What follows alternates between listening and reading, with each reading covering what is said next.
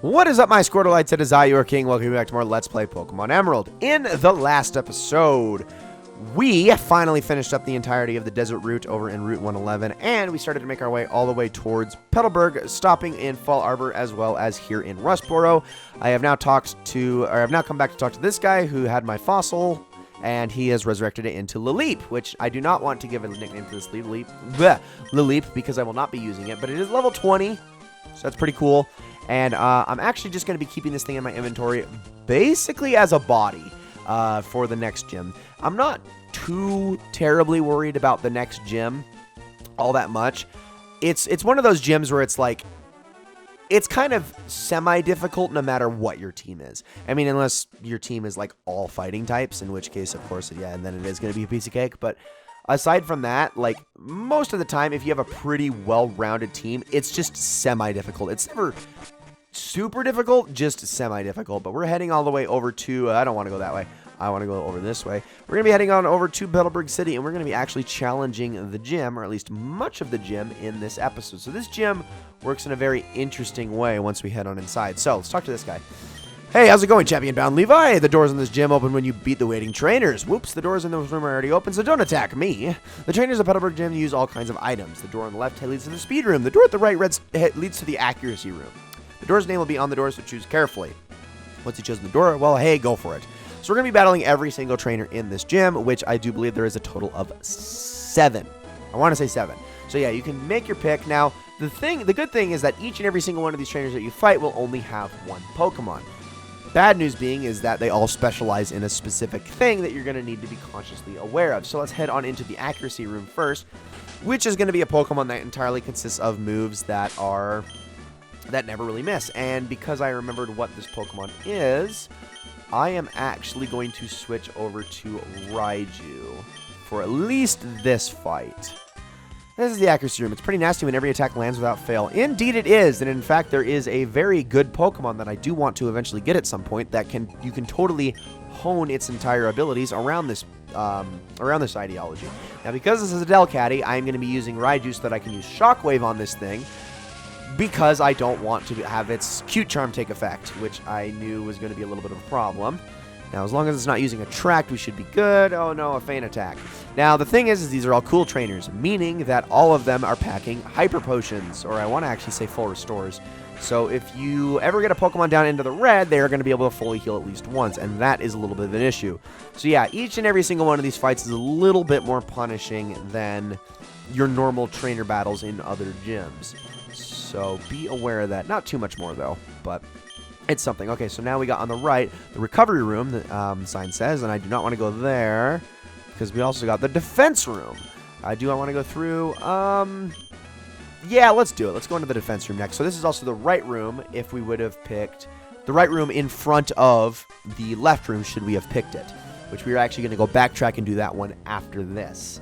Because, yeah, it's going to take a little bit of backtracking to go through all these rooms. So we got a Wigglytuff here, and I don't think Wigglytuff has Cute Charm. I really hope it doesn't. But I am going to use Rock Tomb on you. And I forgot to give the Quick Claw to Ghidorah, and I'm just going to keep doing that because I am a moron.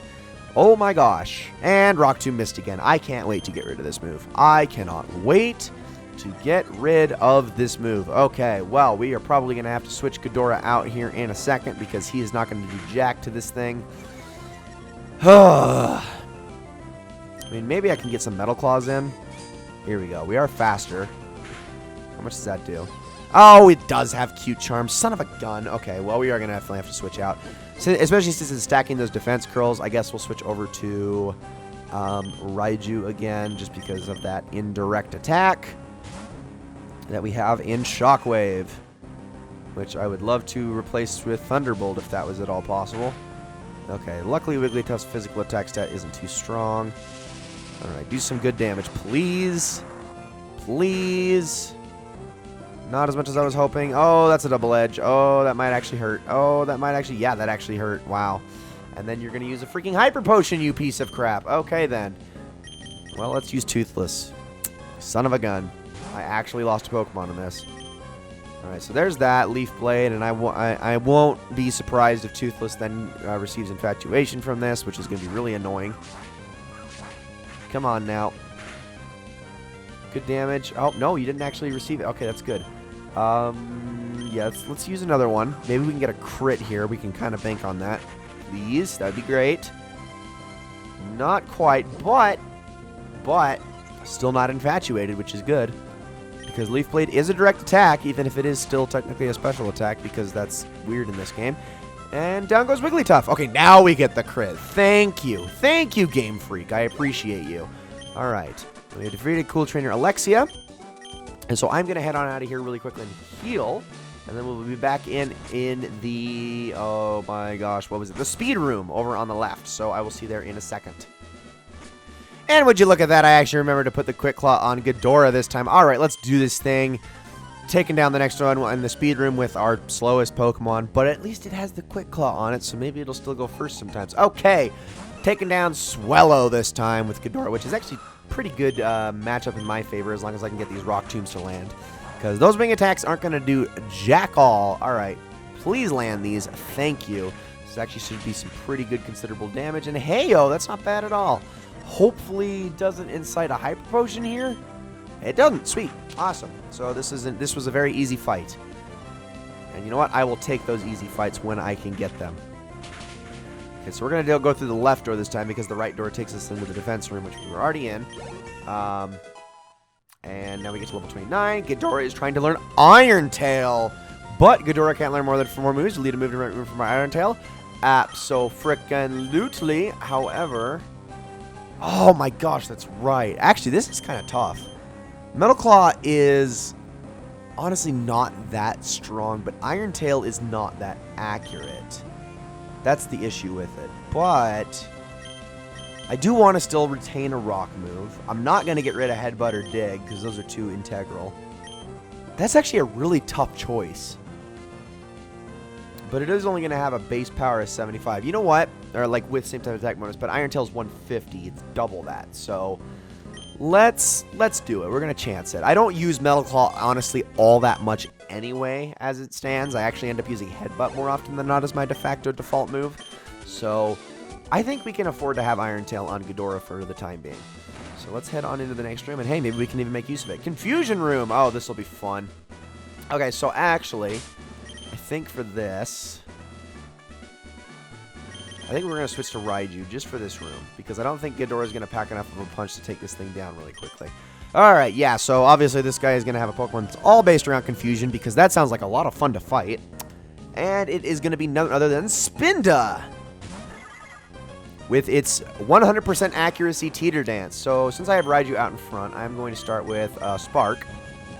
Or you could use Focus Punch and never attack me. I like that plan better. Like, I like that plan a lot better. Maybe the Paralysis, maybe? Okay, cool. Well, if we're not going to actually use our Confusion moves, I'm just going to have a much easier time of this.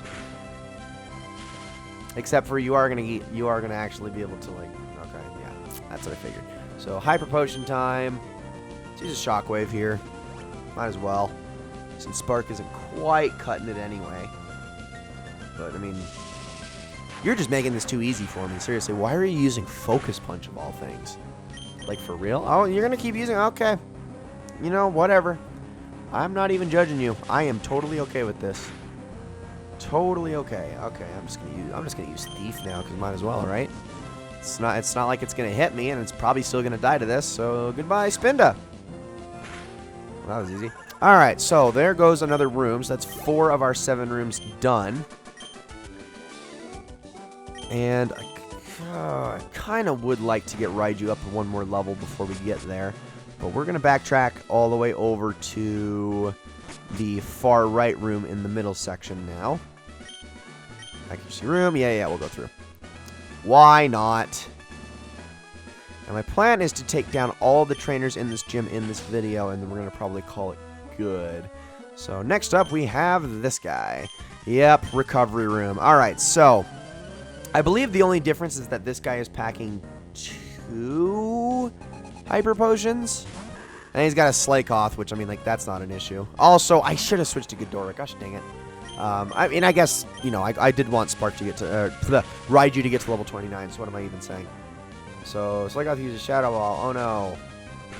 That's going to hurt so bad. But the thing is that Slakoth has Slack Off, which is, like, not really a problem. Oh, yeah, he does have a berry, though. So I guess there is that, the citrus berry.